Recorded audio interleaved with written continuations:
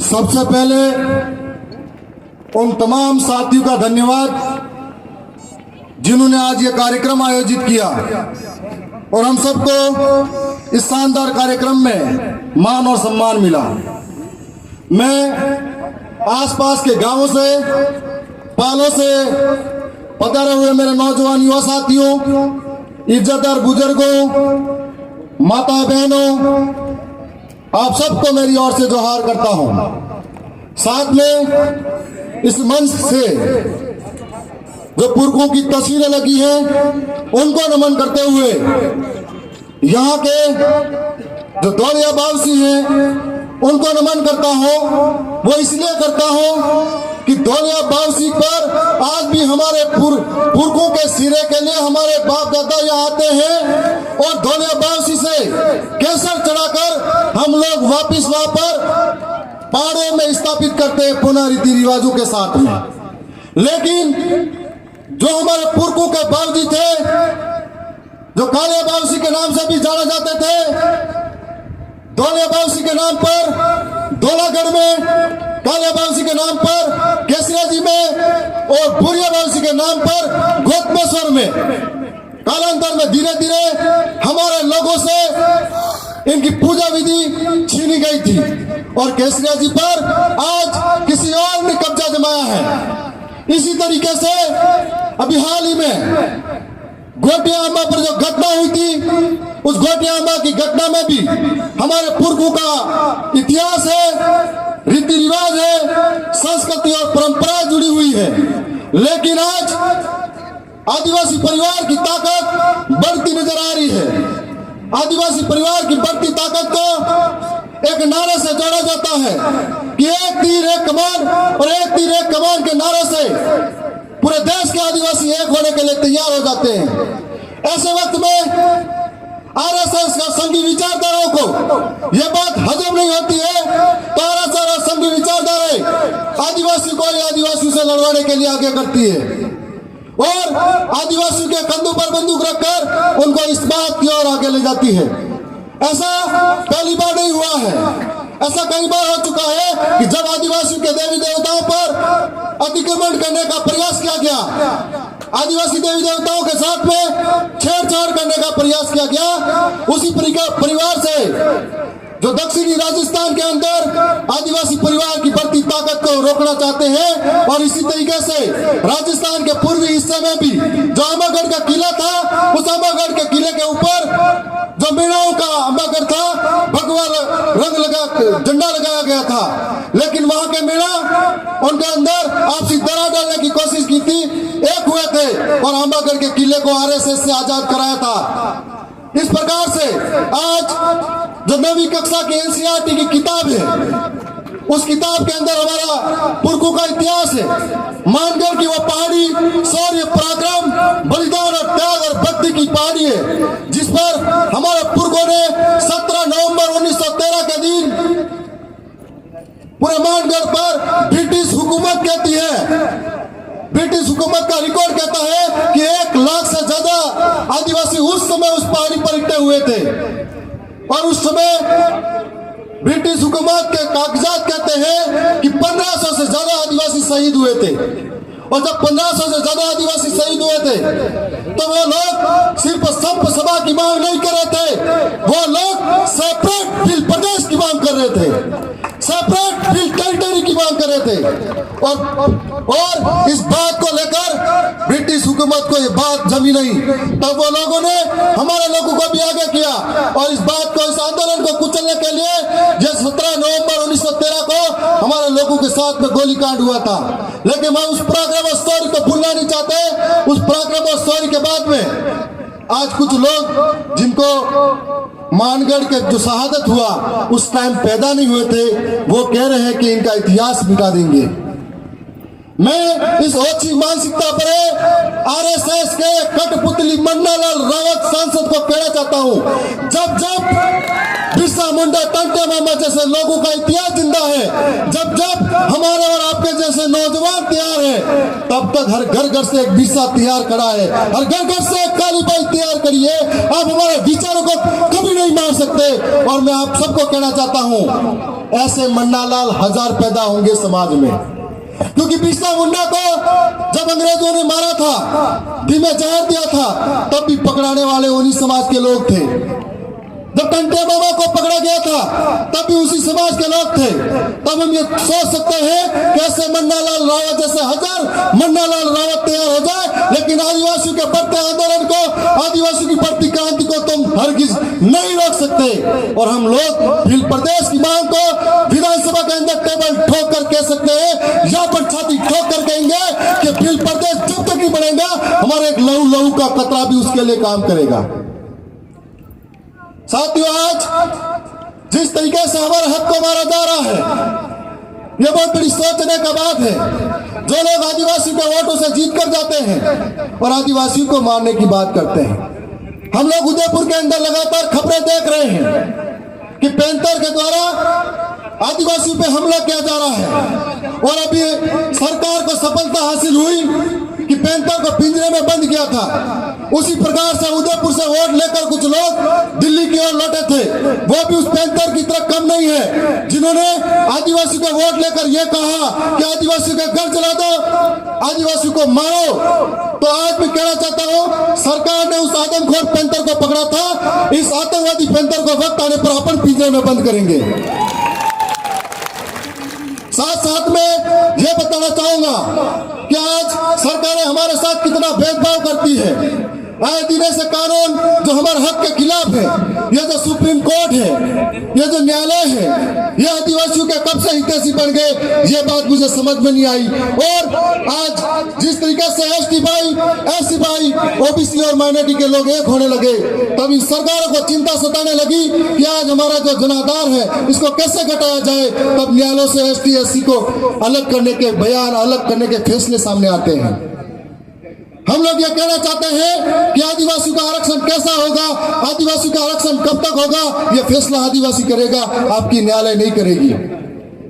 साथ साथ मैं बताना चाहूंगा कि जिस तरीके से 2013 के अंदर आरक्षण को बेचा गया था और 2016 के अंदर फिर से एक अधिसूचना आई थी, उस अधिसूचना की वजह से हमारे लाखों हजारों बेरोजगार आज पलायन कर रहे हैं अहमदाबाद, गुजरात, मुंबई। उनकी वजह से अभी जो हाल ही में 2016 के बाद में जितनी भी भर्ती आई, उस भर्ती के अंदर आदिवासियों के साथ में कुटाराघात हुआ, धोखा हुआ। अभी जो आरएस भर्ती आई, उसके अंदर एक भी एसटी का पद नहीं है। इसका मतलब हमारे साथ फिर से धोखा हुआ। बैकलॉग भर्ती के नाम पर हमारे साथ काकरी डूंगरी जैसा आंदोलन खड़ा हुआ, और काकरी डूंगरी आंदोलन को इन लोगों ने धोखे से कुचला था। इस आंदोलन से हमारे 2 भाई शहीद हो गए थे, और आज भी सरकारें आदिवासी के ऊपर लगातार मुकदमे लगाए जा रही है। आज भी नौजवानों के, बेरोजगारों के जिंदगी से खेल रही है। हम लोगों ने ये जो गोंगी आंधी बहरी सरकारें हैं, इन सरकारों को शायद बेरोजगारों की पीड़ा नजर नहीं आती है। अभी हाल ही में एक दर्दनाक घटना सामने आई थी कि यहाँ पर परीक्षा देने गए थे नौजवान, जो अपने भविष्य के लिए गए थे, जिंदगी मांगने के लिए गए थे, और जिंदगी से हाथ धो बैठे हैं, भविष्य से हाथ धो बैठते हैं। इसका जिम्मेदार कौन है? इसका जिम्मेदार यह भजनलाल सरकार है, और भजनलाल सरकार की जिम्मेदारी की वजह से हमारे यहाँ पर नौजवानों ने हक खोया है। और आज मैं उसी सरकार से मांग करता हूं, इस मन से बड़ी पीड़ा के साथ में, कि उन नौजवान बेरोजगारों के जो अपनी पीड़ा के साथ में इस दुनिया में नहीं रहे, उनको आर्थिक मुआवजा मिलना चाहिए। और मैं सरकार के समक्ष भी यह मांग करूंगा।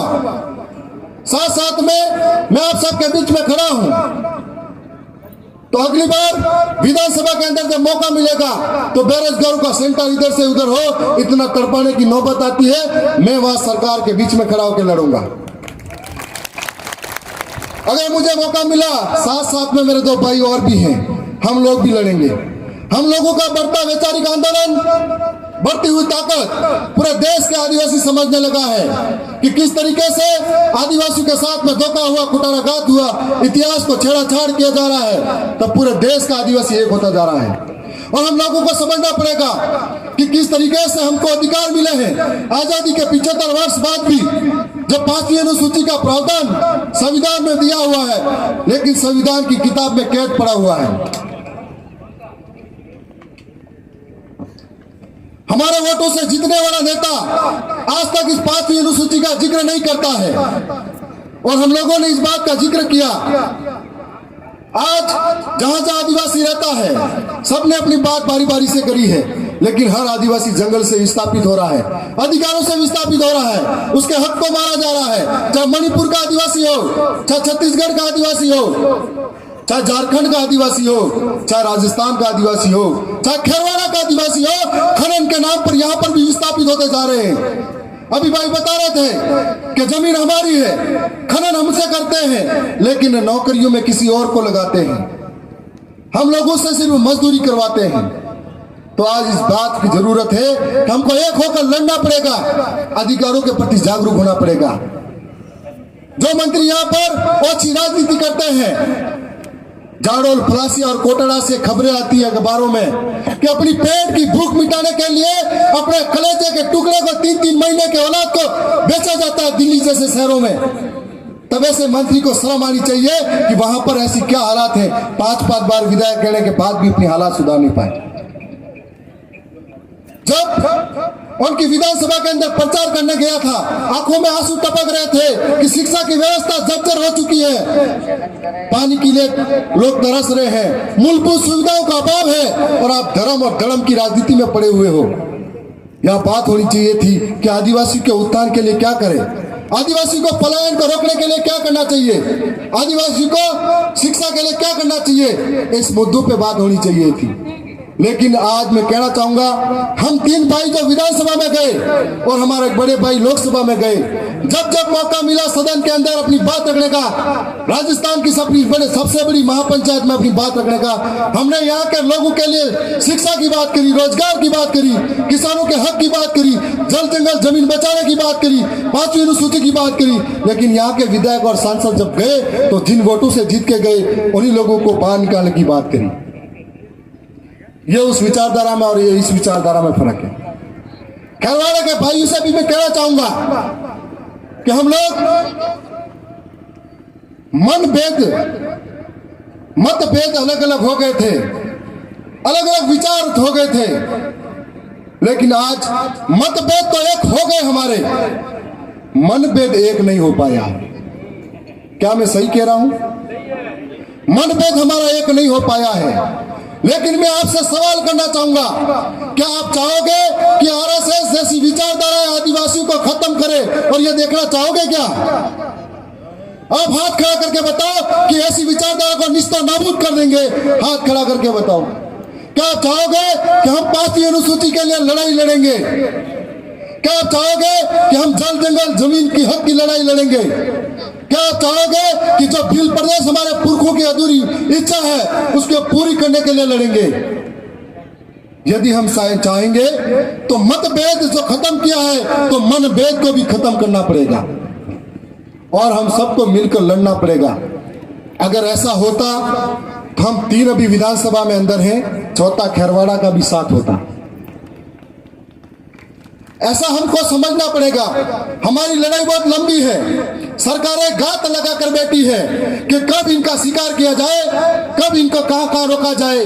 कई तरह के भ्रामक खबरें फैलाते हैं, कई तरह के लोगों के साथ में आगे आगे लोगों को करते हैं और हमारे साथ में अत्याचार करवाते हैं।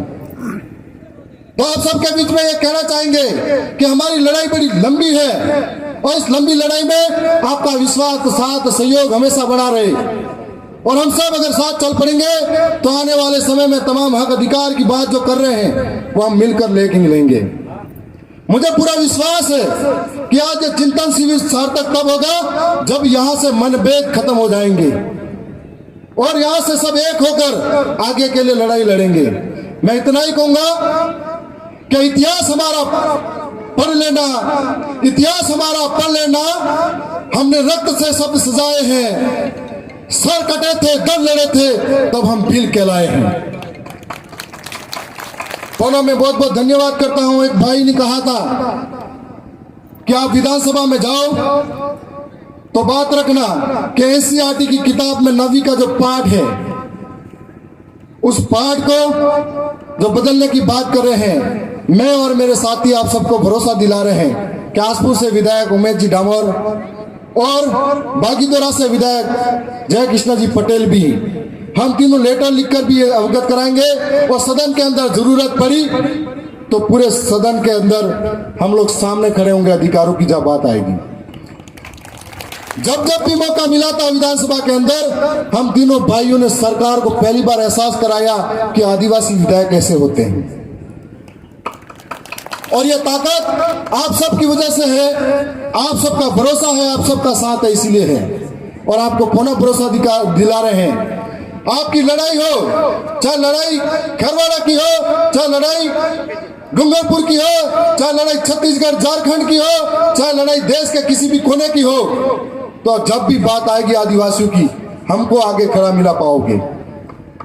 क्योंकि जब जब आदिवासियों के साथ में अत्याचार होता है तो हमको ऐसा लगता है जैसे कि हमारे ही हिस्से की कोई, हमारे शरीर के किसी हिस्से पर चोट लगी हो, और ये पीड़ा हम झेल नहीं पाते हैं। तो आज उन तमाम बातों के लिए मैं शुक्रिया धन्यवाद करता हूं। जितनी बातें आपने समझी है, चाहे वो शिक्षा के लिए समझी है, रोजगार के लिए समझी है, इन बातों को जहन में लेकर आप घर जाएं। कई साथियों ने कहा था कि माता बहनों का जो शरीर में हेमोग्लोबिन की मात्रा कम होती जा रही है। हमारे समय में नहीं, हमारे बाप दादा के समय में खेत पर एक ही खेत में सिर्फ बाड़ी होती थी, उस बाड़ी से फसलें की जाती थी और सिर्फ नमक लेने बाजार में जाया करते थे। और आज उस अपन सारा खेत अपना होते हुए भी बाजार का खा रहे हैं, इसलिए हमारी हेमोग्लोबिन की मात्रा कम हो रही है। दूसरा कारण हम कह सकते हैं, हम कितने सारे व्रत उपवास में जी रहे हैं। तो मेरे जिंदगी में कभी व्रत नहीं किया, इसलिए ऐसा हूं। तो इसलिए मैं पुनः बहुत बहुत धन्यवाद करता हूं उन तमाम प्रशासन की टीम, मीडिया और तमाम साथियों का जिन्होंने इतना शानदार कार्यक्रम आयोजित किया। धन्यवाद। जोहार।